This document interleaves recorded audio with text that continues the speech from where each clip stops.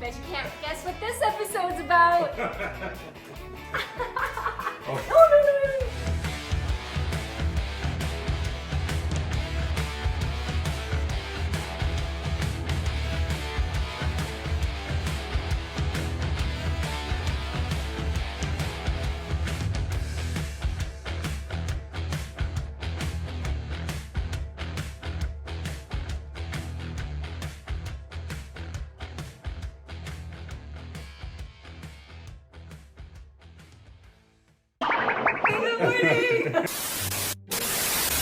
It was a cold winter's day in 2009.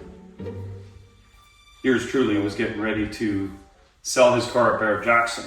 Leading up to that, I had built a really cool Chrysler wagon deemed Revolution. It was really a play on the Chrysler 300 of the 50s and the brand new at the time, the beautiful Magnum that Chrysler had introduced off of their 300 platform. Hand-built maple headliner.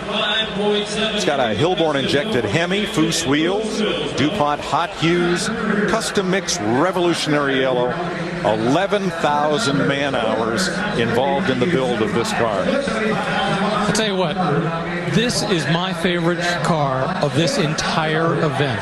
When you look at the detail work, the incredible work that was done to create this, don't just look at this, look up above at the woodwork up above, and then there's an amazing thing that this guy's done. If you look at all of the Phillips head screws, they're all lined up everywhere across from top to bottom, and he actually had to make a double wall ceiling so that he could mount the wood into it. He took basically what was a sedan body, he chopped off part of it, and then he decided to create kind of a what if. What if Dodge had created a Magnum back in those days? And that's what he's done here. It's an amazing piece of art, both on top and underneath. So we played with that, built a beautiful car. We had also done a wicked restoration, or parts of a wicked restoration, mainly paint and body, on a one-of-one Hemi Charger at the time. So the Mopar community knew we were alive and well. We were on the cover of a few of the magazines, and in comes this super cool couple, Blair and Mary Cantwell. And they show up with some black and white pictures and some 50-year-old pictures of them and a car they had purchased brand new. What they wanted to do is restore said car and have our shop be a part of it. So that's where the whole story starts. Blair is a heavy-duty mechanic, so he had the skills to physically assemble the car and do the mechanicals on it, but he needed a body shop or somebody that could take on the rust repair, the body work, the paint, all the stuff that we feel we do really well. It didn't take long for him to bring the car over. We started working on it and really enjoyed our time with those guys. Mary is absolutely enthusiastic. She loves the cars. She had a collectible Daytona of her own, and we just sort of formed a friendship. We often do that with clients because it's a big journey building these cars. So you get emotionally attached to the cars that you're fixing. So we literally flipped the car upside down on a rotisserie and started doing the rust repair on the bottom of the car. And that's where Blair was really excited about fitting an extra big set of tires in the back. And with these unibody Mopars, you have to basically move the frame rails around and basically do a leaf spring relocation kit and just move a little bit of sheet metal around. It allows you to fit a much wider 295 tire with the car actually low. Back in the day, what they would do is they would put the 295s on, but jack them right up with shackle extensions and stuff like that, and that way the tires would stick out of the car. Of course, we don't like that anymore, so we did all of that metalwork and all of those modifications to make the car sit low and have the big tires. While it was upside down, we put subframe connectors in it and really got a little bit carried away. This car, it was clear that Blair wanted it not to be a factory showroom stock restoration. He really wanted to step it up and have a car that was, I'm going to say, a little over restored. Shiny bottom, really nice firewall, inner fenders that are kind of treated super nice, and we really enjoyed that process with him. The car itself is a pistol grip 383 car, so big block, 4-speed, posi.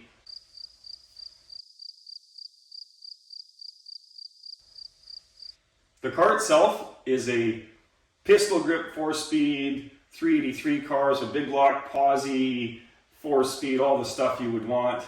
And in fact, we have the actual original letter that shows that the dealer has a handwritten letter that shows, hey Blair, we've ordered your car while you're away at work. It should be here in a matter of months.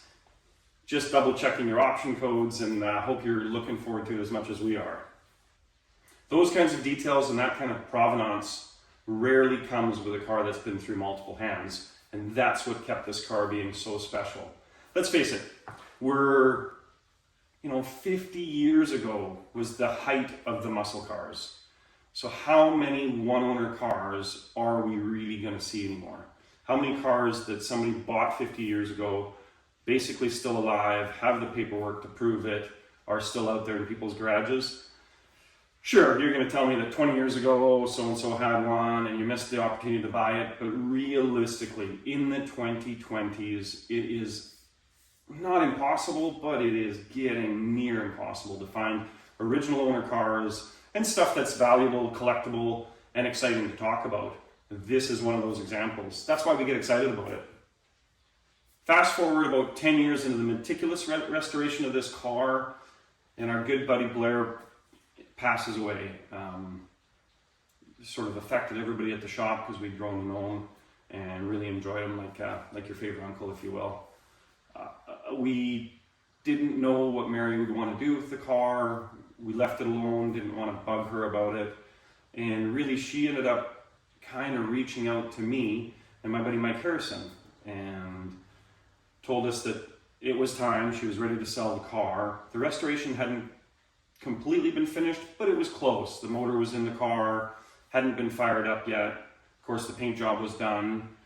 The brake system was sorted out. So we had a car that was nearly finished and a good client and friend that didn't really have an idea of what she wanted to do with it, how she wanted to proceed, but she knew that it wasn't in the cards for her to finish the car. Our job then became, how do we find the right person to be the next caretaker of this wonderful car and continue the story of the love affair with the car and how, who's going to finish putting it back together. We wanted a shot at that, so that's why we kind of got in the middle of it. So this next footage is really cool because it's actually 2 years ago when we go and visit with Mary and sort of she tells the story. It's really intimate and special that she tells the story. There's a cool little bit there where the actual option tag for the car had completely gone missing. And I'm rifling through the books and books and books because Blair kept absolutely wonderful records of everything he'd ever done. And I open this one book and boom, there it is, the trim tag for the car. And if you're a Mopar aficionado, you know that trim tag is kind of everything. It's the dictionary of the car. It's the story of the whole car while it gets built in the factory. So here you go. Hope you enjoyed this couple minutes of video. We'll get back to the really important part is how does the car end up in this garage right here with its sister car that has a 426 Hemi in it. You made a whole life of it, which is awesome. Yeah. Here's them standing in front of the car right there. See how it had those white walls, JF? They never came. I didn't think they came. That's when it was brand new. That's brand with new. the white Just got walls. her that day. Yeah. Well, why do you guys do a couple things? I'm gonna look through this drawer. Well, See if I can find that. What? speaking of Daytonas, what happened to your Daytona? All the time. I was going to cut it off. You were to wake up one night and you're having no ponytail, guy. Nothing. And you would do that. I said, yes, I would. So a pretty emotional day for me. I mean, we haven't seen the car in probably 5-6 years because, Blair would stop over for coffee once in a while, but we really physically hadn't seen the car and especially hadn't seen it in the 2 years that Blair had passed. So pretty emotional for me and Teddy to sort of peel the layers off and finally see the car again. I had it in my head that maybe this car would fit my lifestyle a little bit, but it became clear as we talked with Mary that I wasn't going to be the right caregiver. I would have enjoyed owning the car, but it wasn't going to be the right car to fit my collection and what we do with cars. So Mike Harrison already had it kind of in his head, and he didn't tell me this, but one of his great high school friends, one of his buddies that he's known forever, was physically looking for a roadrunner. At what extent, whether he was aggressively looking for one or just casually looking for one, Mike was making sure that everybody kept abreast of what the value of the car was, what Mary was looking to get out of the car, whether it was an emotional connection to the next owner or whether it was just financial. Mike sort of took the lead from there, and it really put two of the nicest people that I've ever met together. So between Mary and Blair buying the car brand new, and Graeme and Deb being super, super excited to be the next caregivers, we had a wonderful opportunity to sort of touch the car one last time and make sure it got the final assembly it deserved. What I didn't know at the time when we started finalizing the restoration of this car, what I didn't know at the time is Graeme's attachment to early roadrunners. So I'm going to let him tell you the story in his own words. All right, Graeme, I've already introduced you, but... Okay. Graeme Trafford, perfect. Yeah. Graeme's going to tell us why he was the right guy to fit this car that we're also emotionally attached to. And hopefully you guys as viewers appreciate the fact that the reason we play with cars is because we do get emotionally attached to them and they become part of the story of our life. Well, here's a story about some roadrunners.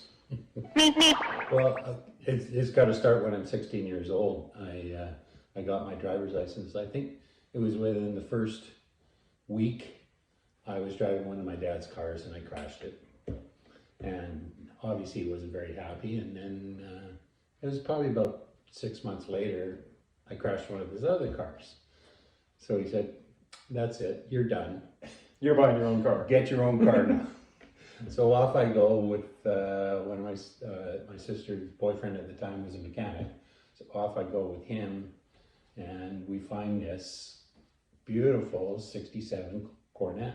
Had that car for a while and then I decided a 383 wasn't big enough.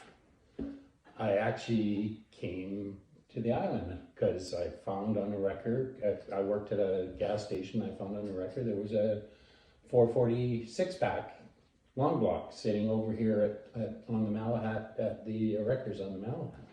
So that'd be a perfect engine to stuff in that Cornet. So, Mopar lady. Good morning, sorry. Good morning. so that's what I did. I took the 383 out. I took it with me over to, came over here to the Malahat and brought it because I thought the guy wanted the long block. And I got there and we fired up this 440 6-pack sitting on the ground, 4 of us holding it in place with a mason jar full of gas. That is awesome. Came out of I think it was a Cuda or something like that some guy had bought brand new, sold it to a kid, and the kid within the first week wrapped it around a telephone pole. I knew that story, I'd been there. Right. Anyways, so the guy looks at me and he goes, you know, you want it? I said, absolutely, I'm taking it right now, because there's 4 of us trying to hold this engine in place as it's bouncing around on the floor. And I said, absolutely. And I said, where do you want the 383? And he goes, I don't want those, I got lots of those. So here we are in a half-ton Ford van with 2 big block, full long block engines going down the Malahat with the front wheels almost off the ground. We drove back and I was so excited to stuff that in the Cornet. So I did that. And then I don't know why I started looking around on the buy and sell the auto. Because we all do. Yeah, let's face it. That's part of being a car hobbyist, right? Yeah. And I came along a Roadrunner, 70 Roadrunner. I liked the looks of it. I started doing some research on the VIN number. And they told me it was a 440 4-barrel, but when I looked at the VIN number, it was actually originally a V-code 440 6-pack car. And you had I a had a 6-pack 440. I had a 6-pack 440. So at the end of the day, I bought the Roadrunner. All I did was switch the manifold over. I didn't pull the engine out, I switched the manifold over. So that's where I ended up with this car. This is where we go, ka-chow, Cue the super cute cartoons from the 70s commercials. The Great Plymouth Sale is now.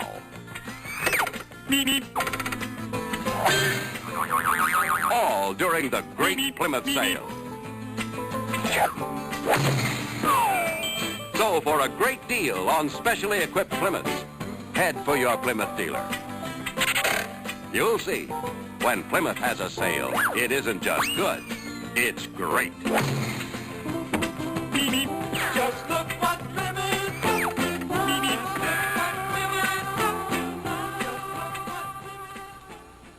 So I ended up with this car and I drove it for a while. I got myself into some more trouble. That's a whole nother story. I ended up selling the car to my sister's boyfriend, and he drove it, and he drove the hell out of it for a while. And then I was gonna buy it back. I was living in Alberta. I moved back. It was a couple of years later I moved back, and they had broken up, and he had given her the car, and I was gonna buy it from her. And so we went to go look at it. It was parked at her place at her apartment. We went to go look at it, and it was gone. Oh, got stolen? Got stolen. Oh no.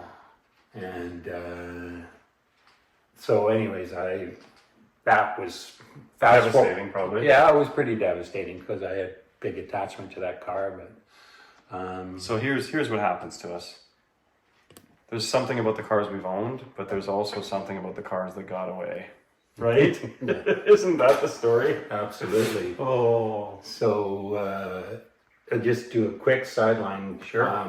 When I moved over here, we have Monday night coffee night at the local Dairy Queen. I was there one night, and I was talking to a guy, and he went to Eric Hamber High School in Vancouver, right on Oak Street. And behind Eric Hamber at the time was the RCMP division. And he goes, "Oh," he says, "I remember sitting there, and we'd sneak out of school and we'd go over, and they had like an impound yard there, and there was just 70 orange roadrunners sitting there." And I'm going, "Oh my God." We were trying to get the years down to see if it was because my sister settled with ICBC, so it was ICBC's car at the time. Yeah, and when it came back, they wouldn't have notified her. They would have notified her, and they didn't want the car. Oh, wow. So apparently it sat there for a couple of years before it disappeared, and he was always wondering whatever happened to that car. Oh, So okay. I'm not sure whether it's an orange toaster now somewhere or what it is, but so that was my initial Roadrunner thing, and many years family and kids and all the rest of it. A career, yeah, that Gets in the way. got in the way. And I retired, and I started looking around. I got to get a car. And so I looked at a 440 six-pack car in California. It wasn't an original V-Code car because I think they're pretty rare to find too. Right. And anyways, it sold before I could get a look at it. So kept on looking. And my brother-in-law, he's on the internet looking to buy things, and he sends me a link. "What about this car?" And I look at it. It's beautiful green 70 Roadrunner. I said, "Yeah, that's what I'm looking for." And then all of a sudden I realized It's a Hemi car. it's a Hemi car. And then I look at the serial number, the VIN number on it. Sure enough, it's the original Hemi car. 4-speed. 4-speed, super track pack, 410 Dana rear end. A super cool thing that not all of you might know is one of the features in these, are they B-body Dodges? P-bodies, yeah. In these B-bodies, and most of the Dodges at the time that were high horsepower special cars, you could get a thing called a pistol grip 4-speed. Totally awesome shifter. Maybe the shifter of all times. Yeah. Sorry. That shifter came in 70 was the first year they put them in the cars. Right. Cue the picture of the pistol grip. So yeah, big long pistol grip. Yeah. Okay. In this car, in the orange one, I actually changed that pistol grip to the one from the Challenger Cuda because it was a shorter throat. Oh, okay. And it just barely fit under the dash, like a millimeter under the dash. Every once in a while I would have my thumb on top of the shifter, and I would know that when I'm shifting into third, it would hurt. Sure. But so my brother-in-law found this car online. It was in Florida, and so I talked to the guy, and they had all the paperwork on it. It was original drivetrain, Got pictures of the casting numbers and the sequence number off the block, off the transmission. Yeah.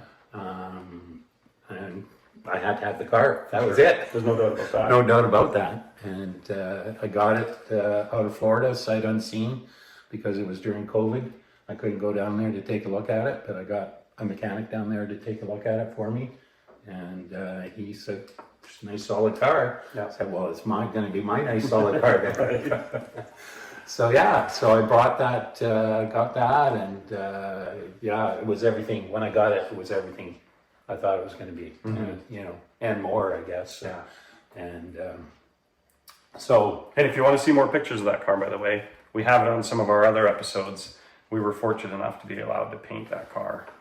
Yes, I know some of you hated us for doing it, but it did need a paint job. it definitely needed a paint. So it's just that much nicer now. Yeah, it's a beautiful, beautiful car now. Beautiful paint job on it. Thank you. So the yeah, red one. The red one. Tell me from your perspective what happened with Mike, and obviously phoning you, telling you got to see this car, you got to know the story about this car. Yeah. Out of the blue, he phones me one day. He was with Teddy over at Mary's place. Sure. He phones me. He's saying all sorts of bad things about me to Mary and Yeah. stuff like that. I said, "Wait until I meet you, Mary. I'll straighten you out. Right. Tell you about Mike."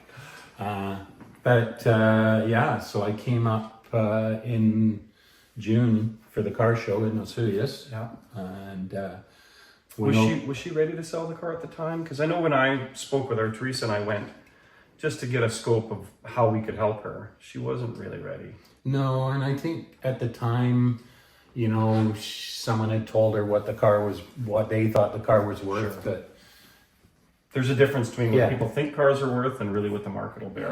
and you know what we tried to explain to her was it's not finished. Like, Yeah. someone's going to have to put some money in to finish it. Like, do you want to finish the car? And she said, "No, I don't want."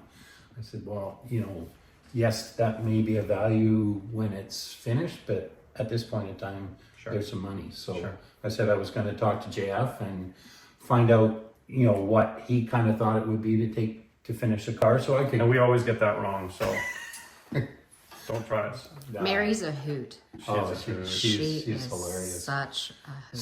So we go back and forth, and then I went over to her place and sat down, and she had actually talked to Blair that night. She said, "Blair, tell me what to do." Aw. And so I guess he told her, just make sure it goes to her right home. Yeah. And I guess, you know, I kind of had impressed her. I brought the green one over and Sure. showed her to her. And she said, "Okay, let's make a deal." Yeah. So we sat down at her kitchen table where she had been up at 3:00 in the morning that morning because she had a water leak. And this is Mary, probably at 80 years old, taking a drywall saw, opening up the drywall at 3:00 in the morning to That's stop our the Mary. water leak. That's our Mary. So yeah, we sat at her kitchen table and made a deal on the car, and And what was really unique, I found, about this particular story, and it's just a funny part about life and circumstance, is that Mary was actually the owner of the car, right? yeah, The paperwork was in her name. Blair had ordered the car for himself, but he had so many speeding tickets that he couldn't afford to insure the car. yeah, So he had his wife order the car, put it in her name, so the car was legitimately coming from the original owner. absolutely.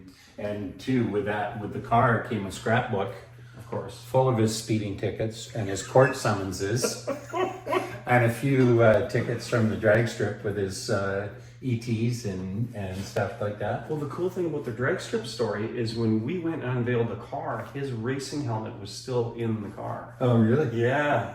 I think there was a couple like dolls, like roadrunner Yeah. coyote dolls in it, but his helmet from when he raced it back in the day was still part of it. It was in the car. Yeah, well, she gave me a bunch of stuff. There's some signs that she had made for Roadrunner signs that she gave to me as well, and That's so yeah, and that I love the picture, the original picture of the day they brought it home, and Blair standing beside the car, and you look at it now, it looks so similar to that picture of him Exactly. standing beside it, and that's what I wanted.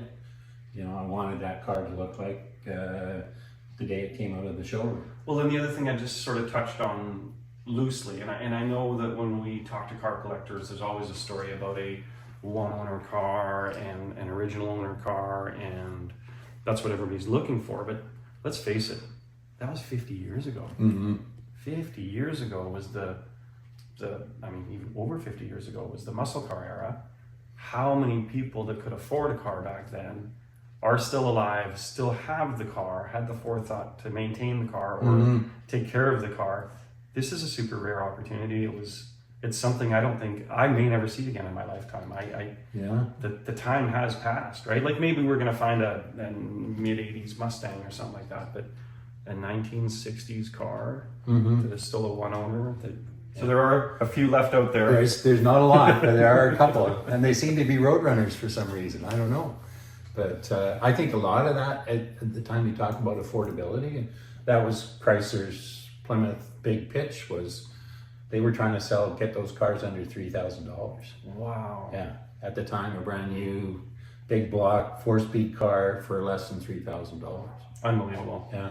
And a good car. Yeah. Good looking, super stylish. Nice and solid. Has some flavor. And it had a Roadrunner on the side of it. Shit, that marketing scheme, it was brilliant. So good on you guys and all the colorful, beautiful 60s Mopars. And 70s, like the early 70s, they did it lots. Yeah, no.